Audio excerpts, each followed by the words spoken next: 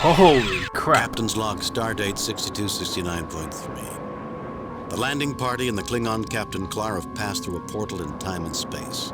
We're about to face tests by the Brassica. Success will mean formal relations. Failure will mean unknown. Welcome. We applaud your willingness to confront the unknown. Please tell us what's going on. Where are we? Patience. I cannot answer all yet. Those elements of our society still ill at ease with your cultures have more questions. We've had enough. No more foolish tests. More tests. Let's just get on. I'd like to hear what the others think. We've had enough. No more. I'd like to hear what the others think. I will withdraw until you address me again. Yeah, look at this entity. A quite alien-looking being, its greenish skin hinting a plant phylogeny. Large eyes set well to either side of the head suggest a creature whose ancestors were more prey than predator. A third central eye augments 3D vision. A vibrating tympanum looking like an open mouth is the sound-producing organ. The brightly colored combs on its head might be personal adornment, rank significators, or tribal markings. A plant-evolved species. That's interesting. Captain, even though isolated, the Brassica are quite advanced. It's certain their insights will be unusual and enlightening. The logical course is to establish a dialogue. Indeed. The Brassica are calling the tune and expecting us to dance, Captain. It might be undignified, but all of us can make valid, responsible choices and stand by the consequences. I'm happy for us to be judged for what we really are. If I was meeting us, I'd be skittish too. We've gone this far, there's no sense in quitting now. Alright, Claw, what do you think? I am grateful you included me, Captain. Representing the Klingon Empire, I believe we must not be cowed. Passivity may be regarded as undesirable to them. Possibly. Although, given their plant nature, I'm not sure that aggression is something they favour.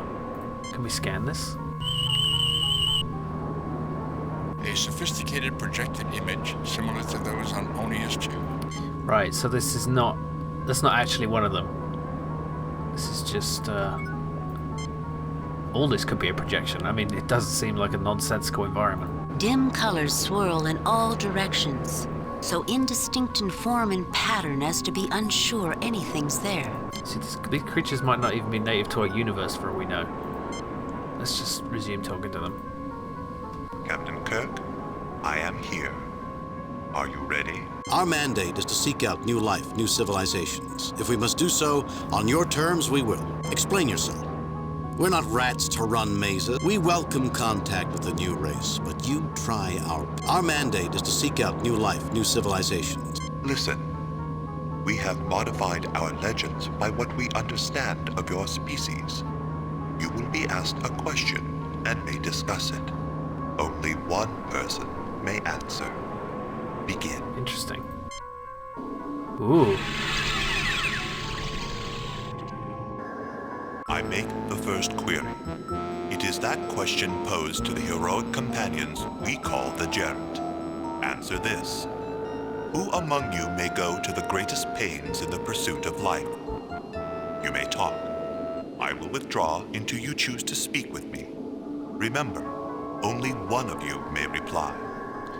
Who among you may go to the greatest pains in the pursuit of life? The Brassican's question is not, properly speaking, a riddle. A riddle has a right and a wrong answer. This is more philosophical, with many possible answers. Then how can we possibly answer correctly, Spock? Or can we? One answer will seem more satisfactory than all others, Captain. At least we can eliminate you, Spock, from this horse race. I don't see any right answer for you to be the person who would go to the greatest pain in the pursuit of life. I don't know about that. I mean, I think Spock goes through a lot of difficulty to pursue his goals. On the contrary, Doctor, respect for all living things is fundamental to Vulcan philosophy. A rigorous adherence, unlike humans' variable justification. You aren't suggesting, Spock, that you're the right choice. I believe I may be, Doctor. The Brassicans may agree. Interesting. I may not be Vulcan, but I'm the logical choice. Who goes through more pains in pursuit of life than a doctor? His patience? Gentlemen, I think you may be overlooking a fundamental difference between me and everyone else here. I am the only female, the only one capable of bringing forth new life. That qualifies me as the one among us who might go to the greatest pains in the pursuit of life. That's a very literal interpretation, but it could be correct. First, Kirk, I would hear you explain if you should be the one to answer. And why? I'm sorry, Captain Clark, if I decide to present myself as the one to answer, and I'm considering it. I'll explain to the Brassican then and no sooner. Point taken. Very well. So that everyone has a chance to make their own case, I will explain what I consider to be the sensible choice. I'm sorry, Captain. Point taken. I'm a ship's captain. 430 lives depend on me, on my every decision. Our mission is, in part, to seek out new life, new civilizations, so it comes down to me. Maybe. Am I any different? Does not my crew live or die on my decisions? I explore space for the Klingon Empire! The starship captain stands as representative of the United Federation of Planets. Many races, whose goals and visions for the future are pursued together. Who shoulders the greater weight, Captain Clark? No one has ever accused you of modesty, Kirk. See it as you will. You, surrounded by your fellow humans and officers, or me, the sole representative of my empire. Here's a point. Jim, it's evident that each of us believes we're the right choice. I'm reasonably sure I'm the person they have in mind. But I can see everyone can make a case for themselves. As indeed we have, Doctor. I fail to see how further discussion will alter the situation. Either you must come to some decision, weighing the strength of individual opinions, Or I get some hints out of our green host. You know, I can't think of anything that pushes me one way or another. Unfortunately. The greatest pain in the pursuit of life. I mean, Dr. McCoy pursues life because he's a doctor. But he doesn't experience the greatest pain because... well, I don't know, because he has to see his patients die when he fails? That's one way of putting it. Spock endures a lot of pain in the sense of struggle to pursue the Vulcan way of life. It's always... the Vulcan way is always hard. You know, suppressing emotions requires so much dedication and pain, but again, he represses that, so is that necessarily correct? That leaves Kirk and Klar, who kind of have the same answer. They're basically leaders, and they're pursuing life, although I'd say the Klingons pursue death more than life. They are known to worship death, almost. So, and Uhura's answer is the most literal. And it also kind of bothers me that she's been reduced to her biology, whereas all the others have intellectual answers. So I'm going to go with the literal answer. I'm going to say Uhura is correct. Alone among the people here, I am female and capable of childbearing. The nurturing of a new life remains a uniquely female labor. Certainly, I am the one among us who might go to the greatest pains in the pursuit of life. Your answer is accepted. However, this is not to say whether this answer is right or wrong. Maybe it's a bit of a Kobayashi Maru. It's more about how you face the question than the answer itself. Oh, okay, bye. Where's he gone? The next question awaits, Captain Kirk.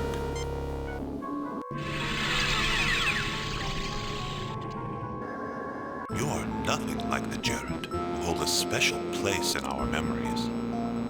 The second question: who among you wrestles most intensely with the chaos of life? Talk amongst yourselves. I will answer questions if I can. In the end, only one may reply. I think this is Spock, because he deals with the chaos of his own mind and always struggles against it. As with the previous question, this is a question of judgment, Captain. Meaning there's no right or wrong answer. I suspect the Brassica would disagree with you, Captain. There is likely a specific answer they expect. I can only speculate. And? Each of us can best make his or her own case. As science officer, I believe myself likely. It is the very heart of science to attempt to comprehend the fundamentally chaotic nature of the universe. It's not the direction I was going with it, but I guess that works too. Chaotic? If the universe wasn't ordered, we couldn't make sense of it, Spock. Chaos and order are not the opposites that they appear to be. As you are certainly aware, Doctor, chaos defines the very nature of patterns.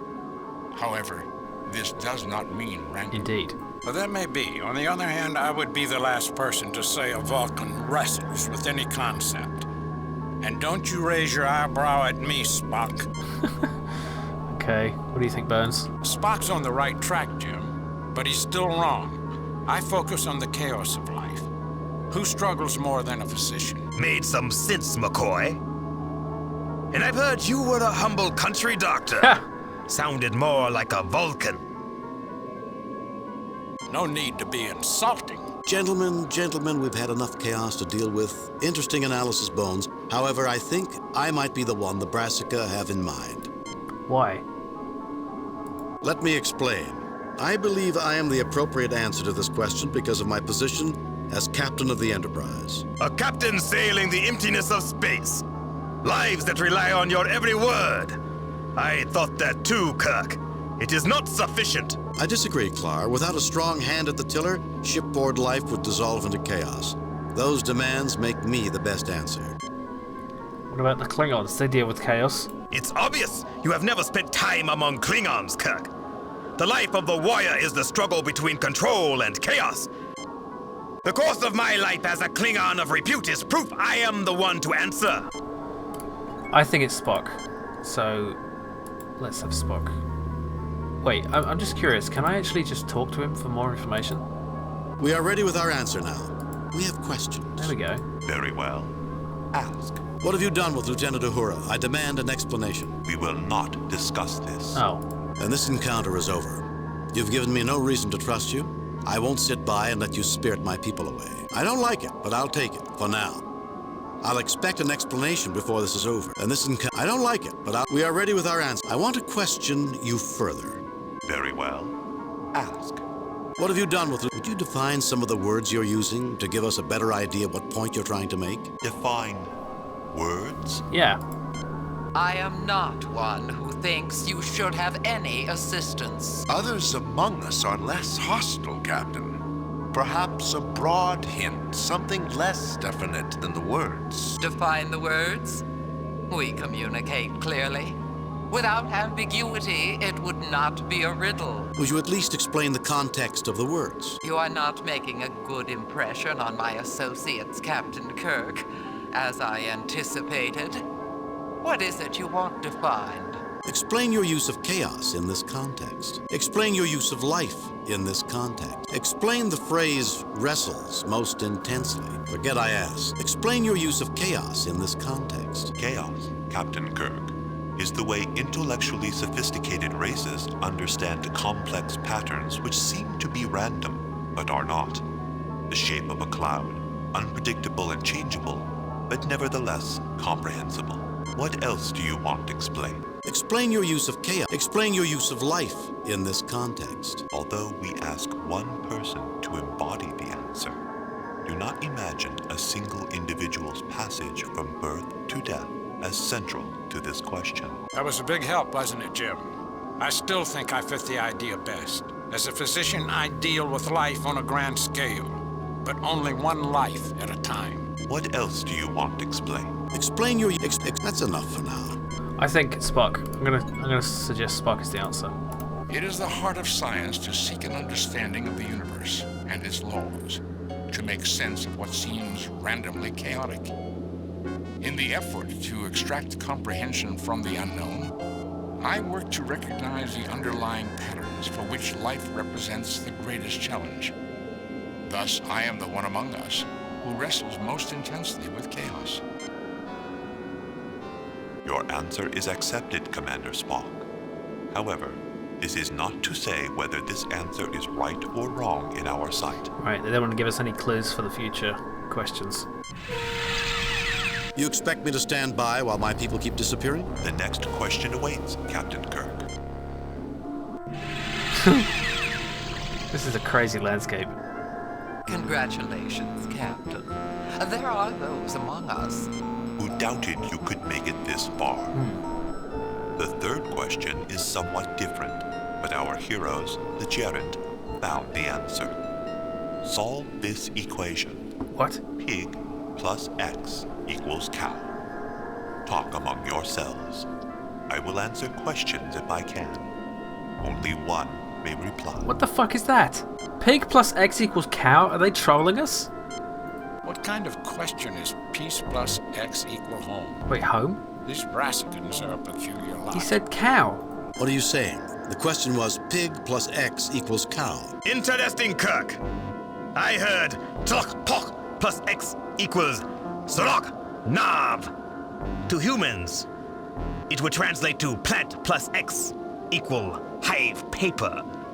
What did you hear, Doctor? That's interesting. Well, I heard peace plus X equal home. Which one do we answer? The answer lies in the relationship of the questions. Clar, if you can make that connection, you're a better man than I. Goes without saying, Dr. McCoy.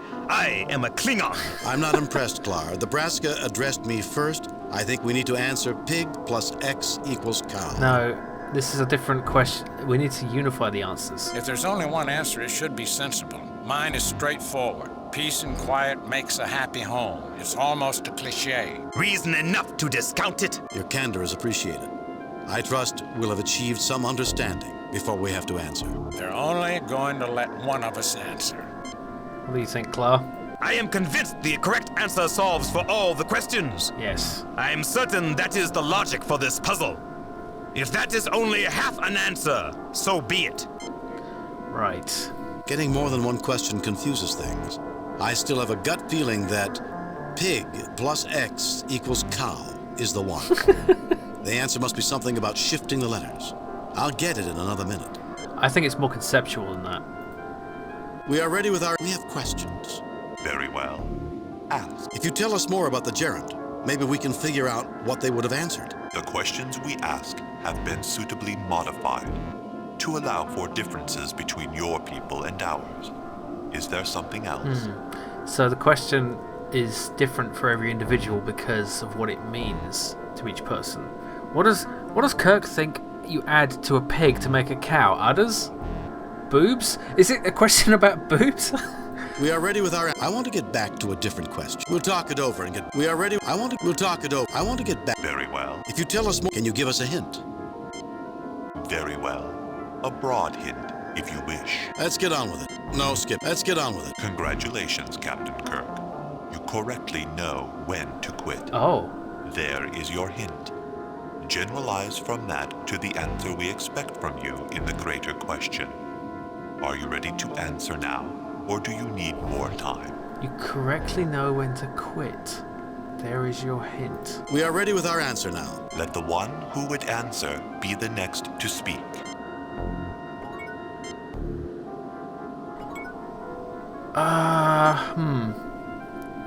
So, I think it's the Klingon because he was the one who was saying that he only had half an answer. So he understands the question if he doesn't understand the answer, so I think he's correct to answer. I am convinced the correct answer solves for all the questions. I am certain that is the logic for this puzzle. If that is only half an answer, so be it. You have answered 2 of our questions incorrectly. This indicates to us that you are too different from us. We shall attempt this again some other time. You shall all be returned to your ship. Damn it. I failed. I failed us all.